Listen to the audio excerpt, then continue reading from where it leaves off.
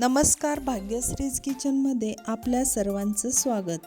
आज पाहणार आहोत आपण कणीस कोणत्या पद्धतीने उकडायचे. मी हे सर्व कणीस काढून घेत आहे. आता त्यावरील मी साल काढून घेणार आहे.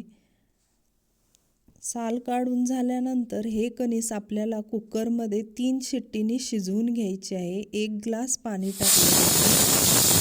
3 शिट्टी झाल्यावर आपले कणीस हे शिजलेले आहे. आता मी एका वाटीमध्ये 3 चमचा दही, त्यानंतर आवडीनुसार चटणी, मीठ आणि चाट मसाला टाकून घेऊन हे सर्व मिश्रण एकत्र करायचे आहे.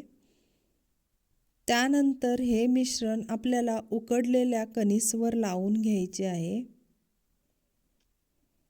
सगळीकडून एकसारखे लावून घ्यायचे आहे. त्यानंतर मी हे कणीस गॅसवर भाजून घेत आहे.